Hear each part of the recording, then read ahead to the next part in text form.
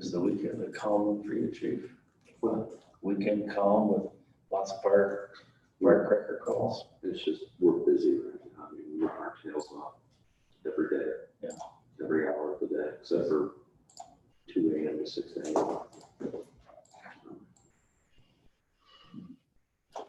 Are you filling up for the academy? Yeah, I think we'll be full. I think I'm gonna limit it to 8 instead of 16. Hey, ooh, Galloway was working on his application today. You better hurry. We got it. Okay, good. Yeah. So, He's wanting to get involved with more stuff. Jason Schaefer just said hi. I don't know what. You know what that means? I think he must be like, I can't access or something, maybe? Well, he's not there. Are we live? Can they hear us? Hey, folks, we're waiting for Jason to log in. He asked for another invitation, so shouldn't be long, we hope. We'll just start here in a couple of minutes. This is Sam. Set up. Okay. You ready? Okay, let's do a flag. He's having trouble.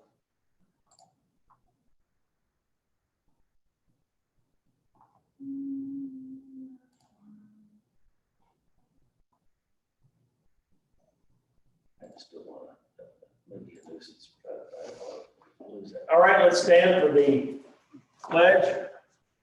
I pledge allegiance to the flag of the United States of America and to the republic for which it stands, one nation, under God, indivisible, with liberty and justice for all. Well, welcome back, everybody. Here we go again for July. We will do a roll call. Alderman Alder, Here. Alderman Flores, Here. Alderman Galloway. Well, he's in an empty chair, but we know he's there. Okay, there he goes. No, he just sat down. Call his name again. Alderman Galloway, I'm here. thank you. Alderman Poston. Here, Alderman Poston, Here. thank you. Alderman Schaefer. Is he still coming in? We're working on that. Okay. Alderman Smith, Here. thank you. We have a quorum. All right, do I hear a motion to approve the minutes of June the 15th? Right now, I can't. So I need a verbal. Did someone make So that? moved. Say that again. So moved. Okay, okay, Galloway, make motion, do I hear a second? Second by Poston. All in favor? All right.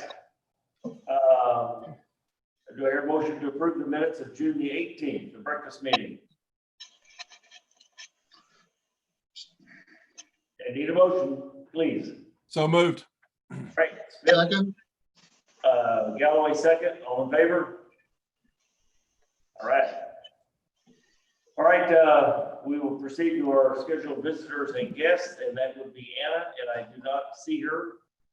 There you are, Anna, you just popped in. Hello there. You are live, Anna Evans. She's connected. Oh, I see.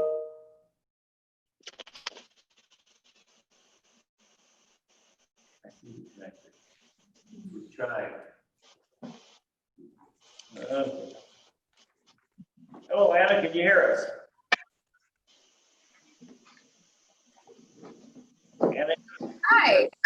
Can you hear me? we can see you, hear you now. We knew you were connecting. Awesome. We're ready for your report, ma'am. Okay.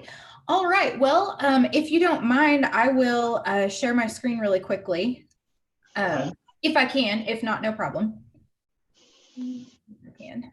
Looks like I can't quite yet, so I'll just go ahead and hop into it.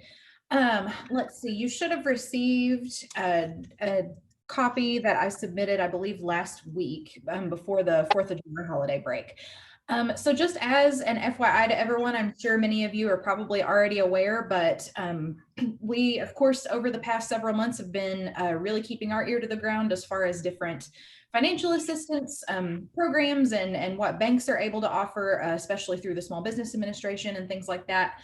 The application period for businesses to apply for the Paycheck Protection Program loans did expire on June 30th. So we did what we could to make sure that we communicated that information to all of our businesses so they knew to go ahead and get those loan applications in if they had not yet.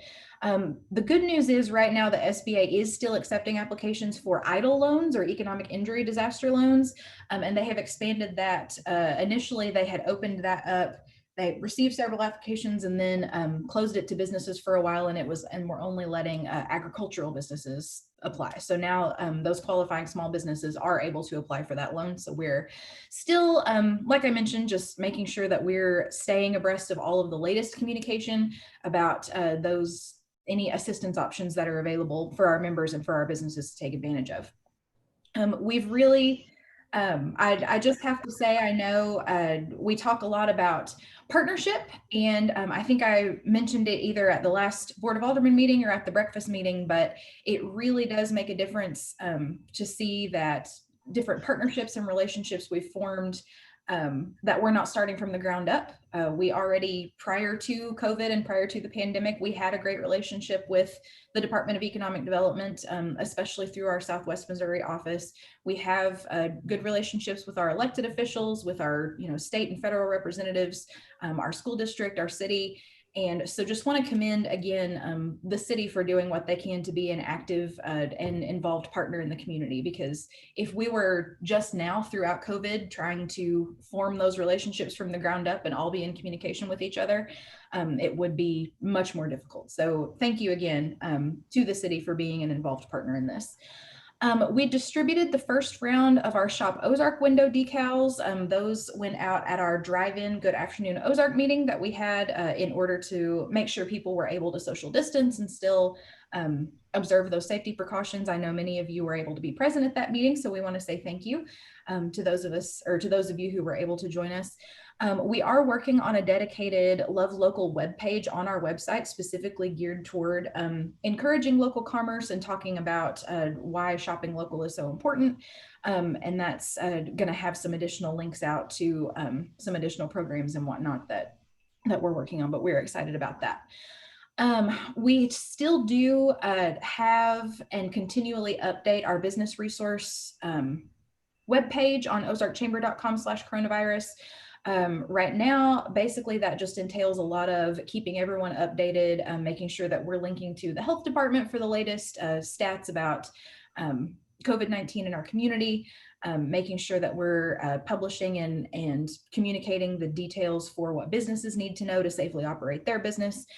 We are working on some very industry specific surveys to go out actually this month in July to look at those pandemic impacts in Ozark, specifically within specific industries. So originally we had done kind of a very general overarching economic impact survey, and moving forward this month, we're going to really start drilling down into some very specific industries and how those have been impacted. That will culminate in some in-person BR&E interviews with specific businesses, wherever those are indicated that is most needed. Let's see, we're also really making sure that we're just in constant communication with, again, our regional partners, represented Ozark to the SREP Advisory Council, which of course is the Springfield Regional Economic Partnership, last week. And we specifically met with several of their staff representatives there, but Matt Morrow, who is the president of the Springfield Chamber, was able to bring us a good report about some conversations about legislative priorities that he's been able to have with Governor Parson and his staff. He had just returned that afternoon from Governor Parson's signing of Senate Bill 591, which was geared toward kind of loosening or improving the legal climate for businesses and for business owners in Missouri. So we definitely talked a lot about specific legislative priorities that we're going to need to pay attention to in this upcoming legislative session. And one of those just was a frank discussion about the concerns that we have about legislation that would remove our ability to more easily enter into things like community improvement districts agreements or, transportation development districts and things like that. I know there's been a lot of concern about whether those incentives are going to still be able to operate as they have been. And so we'll definitely keep our ear to the ground and keep you informed about that. Just want to again say thank you to everyone who has been involved with making sure that Ozark businesses and our chamber members are as informed and as have as much ability as possible to provide their feedback.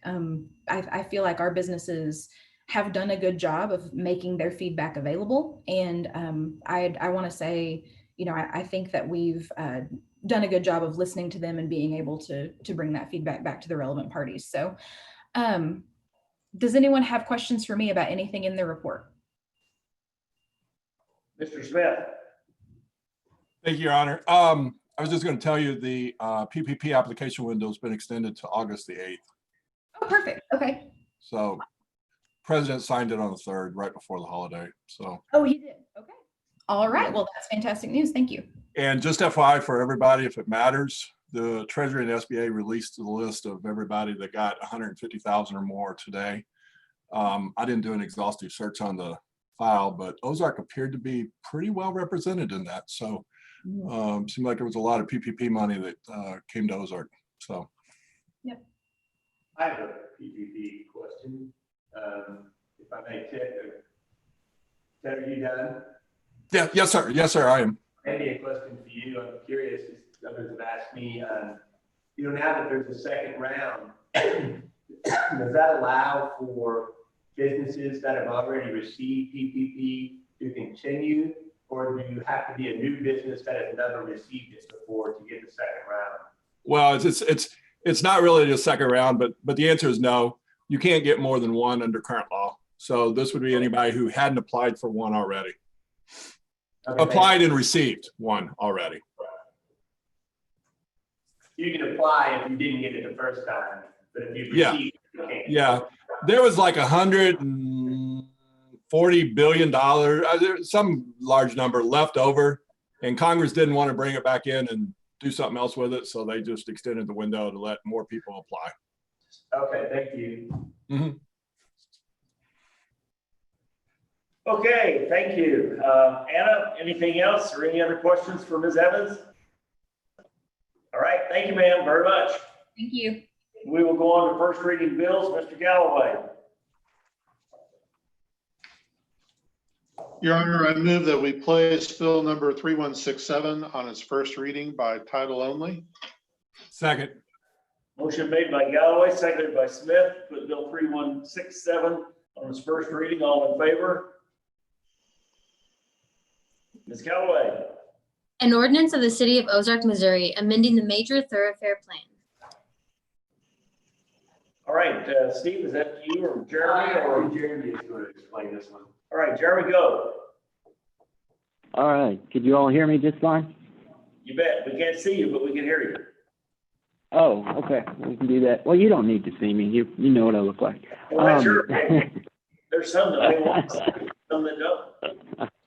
I doubt it. Well, hey, this major thoroughfare plan, if you all think back about a year ago, we made 19 amendments to our major thoroughfare plan. Each year we meet with the Ozark Transportation Organization, and we just look those documents over. They're planning documents. So what we did, we noticed that there was a small section from Highway in to Riverside along McCracken Road that was labeled local by the OTO and commercial by us. So as we always do, we're constantly planning for 2 or 3 years out. We're already preparing cost share applications with MoDOT.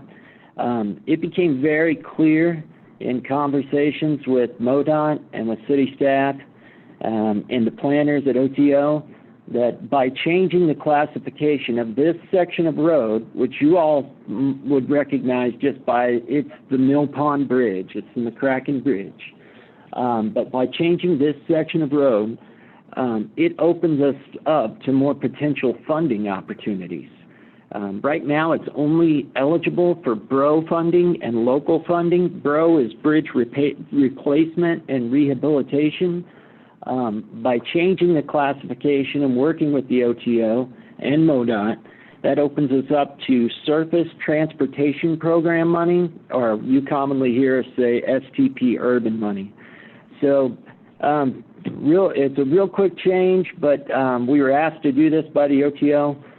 They would like to take this to their board on our technical planning board on July 15th, and then it'll go on to the executive board in August, and that will keep everything running. But if you have any questions specific to this project and the adoption of this major thoroughfare plan amendment, fire away. Go ahead, board, any questions? Yes, Mr. Galloway. Jeremy, if you could bottom line this for us and also those people who are listening in, is this something that is likely to, if passed, is likely or at least makes possible opportunities for increased funding for roads in that section of Ozark? Yeah, if I could identify one of the major drivers, you just underlined it right there. It is all about, as you know, we're constantly looking for funding and creative ways to enhance and improve our infrastructure. This absolutely opens us up. The BRO funding is primarily for county projects, and as you all know, Christian County has several bridge projects and several more that are on the horizon. With the McCracken Bridge being built in 1922, with it being a critical piece of infrastructure, we have to do everything in our power as a planning organization and as a community to make sure that we have every funding opportunity available at our disposal. So this absolutely opens us up to some financing. Okay, that's all my questions. Anybody else? Mr. Poston? Yes, sir. Jeremy, is that OSRD's road, right?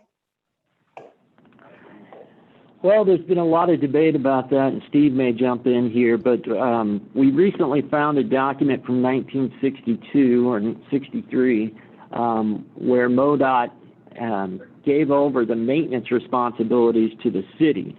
And in the past, you're correct, OSRD has been maintaining that section of road and Riverside Bridge.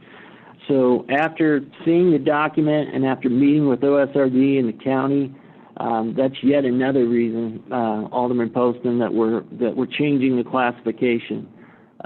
This is as you know, critical piece of infrastructure, and if it is going to be ours, I say ours, I fully anticipate that Ozark Special and the county, well, I shouldn't say I anticipate, but I fully hope that they become our partners in this project as well. But we are looking for ways. Like I said, it's a century old, and we're trying to find potential avenues to put some money into this bridge. We're very concerned. I shouldn't say very. We're concerned. It's like I said, it was built in 1922. It carries more traffic than it was originally designed to. And we know that the day is coming that we're going to have to invest some serious dollars into this piece of infrastructure. So. Sure. And I guess my question was, we've had a lot of conversations lately about the mill, the Finley Farms, knowing that's coming online, knowing there's going to be an increase of traffic in that area. And I know that you'd had some conversations about, responsibility, ownership, maintenance of that road. So I guess where I was driving with this, and maybe Ms. Calloway, you can answer as well, is does agreeing to this obligate us to take over control, maintenance, responsibility, whatever for that road? The agreement that the city entered into with MoDOT when MoDOT was going to decommission the use of that bridge obligated the city to take over maintenance responsibility at that time. So while MoDOT retains ownership of the bridge, the city has to maintain it. And if we fail to do so, then MoDOT can take back over responsibility. No, hold on, say that one more time, please. If we fail to maintain it, then MoDOT can come in and take over responsibility or in the use of it. Okay. Okay.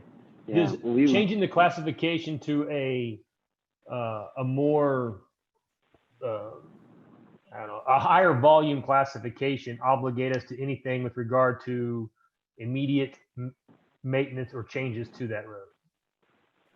Not related to the No, and I underlying wanna- agreement. Sorry. Yeah.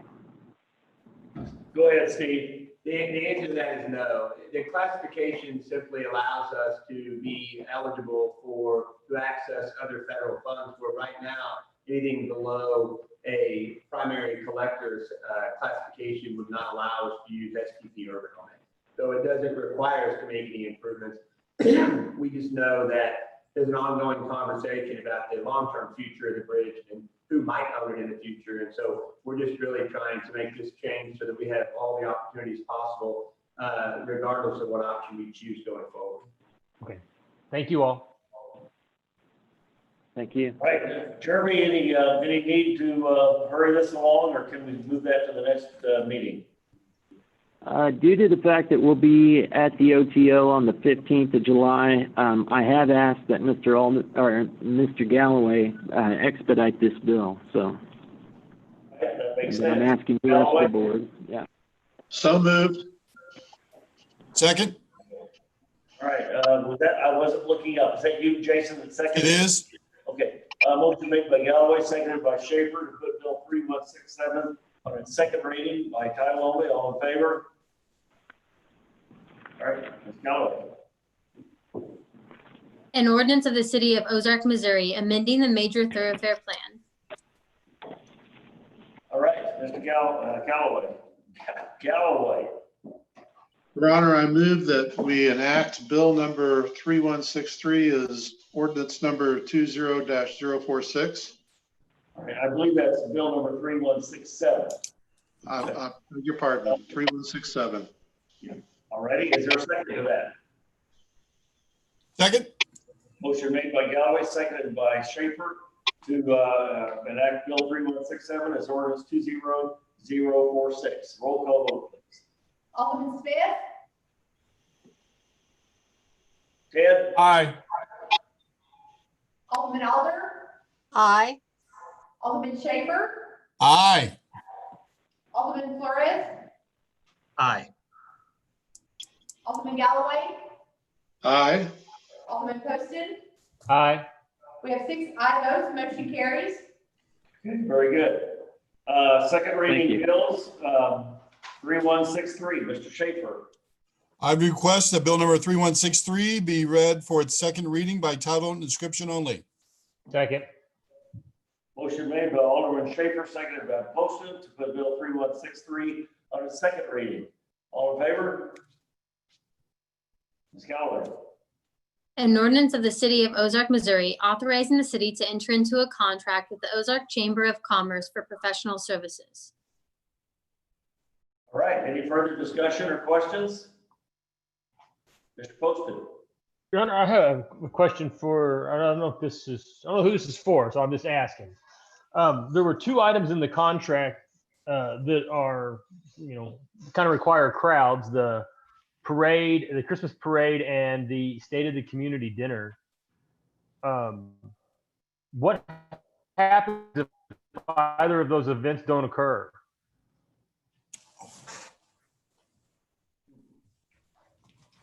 Well, I don't know. I'm going to defer that to either Anna or Steve.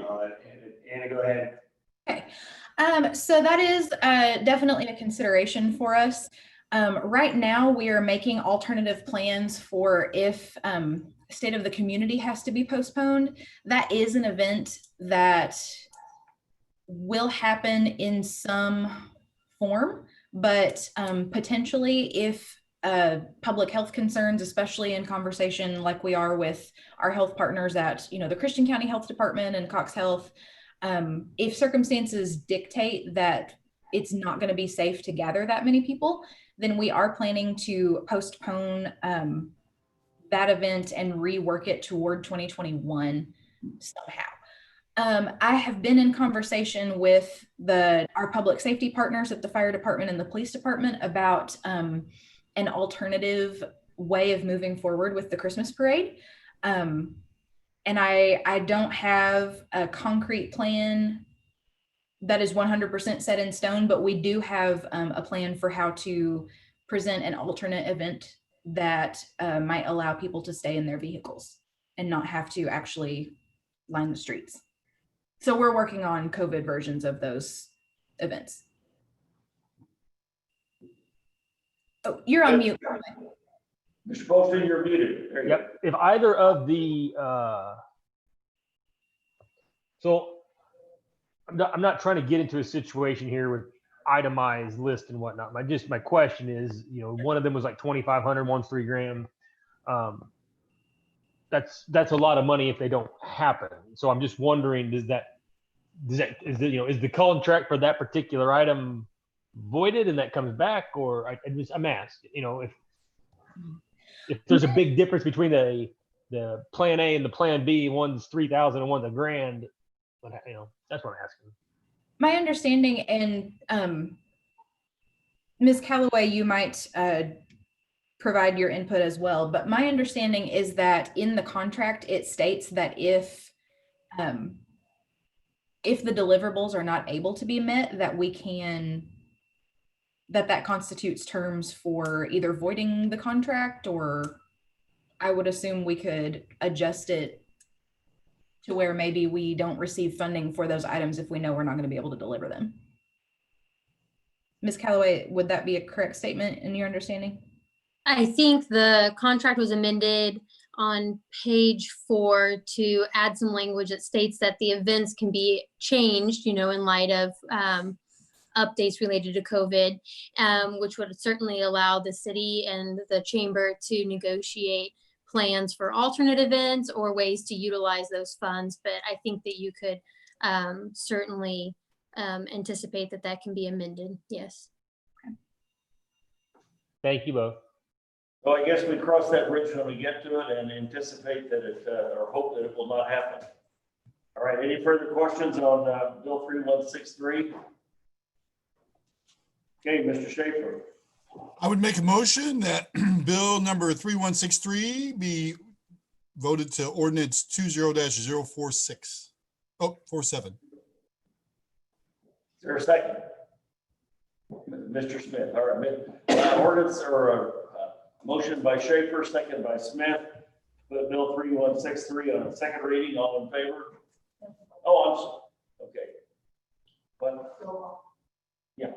For a motion. Oh, I'm sorry. Okay. All right. Amanda, have we already read that the second time?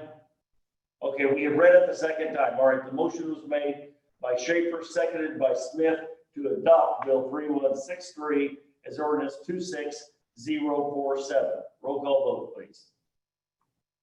Alderman Galloway, Aye. Alderman Alder, Aye. Alderman Schaefer, Aye. Alderman Poston. Aye. Thank you. Alderman Smith, Aye. Alderman Flores. Aye. We have 6 aye votes, and just to clarify, it's ordinance 20-047. That's right. It's gonna be 26. Okay. All right, Bill 3164, Mr. Galloway. Your Honor, I move that we place Bill number 3164 on its second reading by title only. Motion made by Galloway, seconded by Smith to put Bill 3164 on its second reading by title only. All in favor? Ms. Galloway?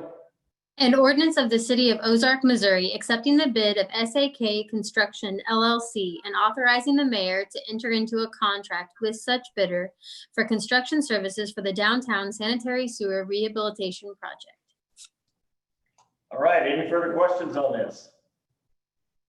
Okay, if not, why, Mr. Galloway? Your Honor, I move that we enact Bill 3164 as ordinance number 20-048. Correct. Okay, motion made by Alderman Galloway, seconded by Alderman Flores to adopt Bill 3164 as ordinance 20048. Roll call vote, please. Alderman Schaefer, Aye. Alderman Poston, Aye. Alderman Galloway, Aye. Alderman Alder, Aye. Alderman Flores. Aye. Thank you. Alderman Smith. Aye. We have 6 aye votes. Motion carries. All right, Mr. Childers, your report or comments? Just a few questions, few comments. We want to remind everybody, July 23rd, we've moved our breakfast meeting to July 23rd. I think that was confirmed by most that was going to be fun. Certainly, we will have that at the Board of Alderman again, chambers like we did last time, but we will also make that available for Zoom. So that's going to be left up to you how you want to, attend that meeting. Well, we will do everything we can to socially distance with tables. So it won't be like a regular Alderman meeting where we're side by side. So, but it will be available by Zoom. So hopefully we can all be there, but if not, that's understandable.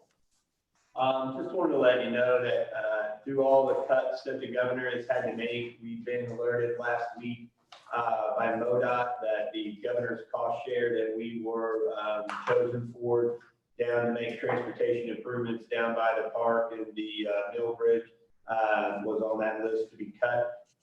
So we are, I have been visiting with the engineers from the Bass Pro Group as well as MoDOT.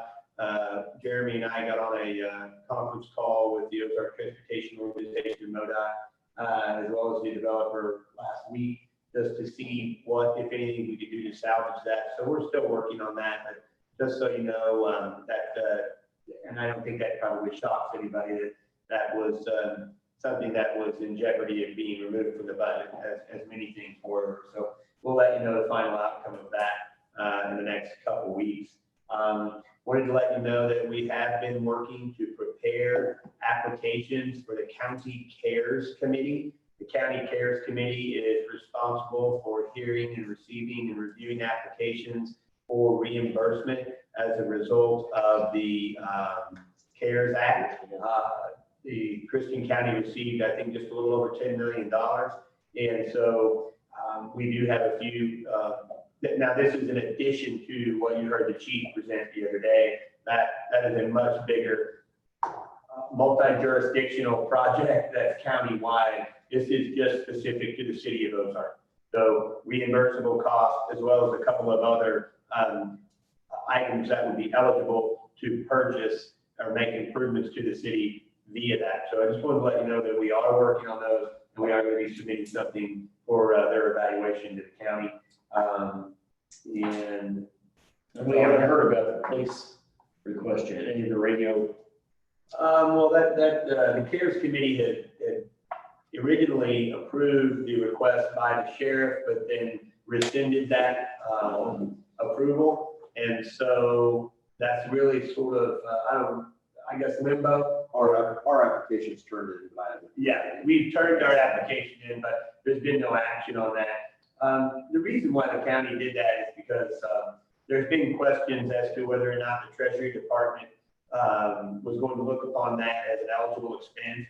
And they were trying to seek additional information from the federal level as to whether or not that would be appropriate. There are other places in other states and other cities that are doing similar type things, but again, those are other states and other cities. So we have to make sure that we're vetting this process properly.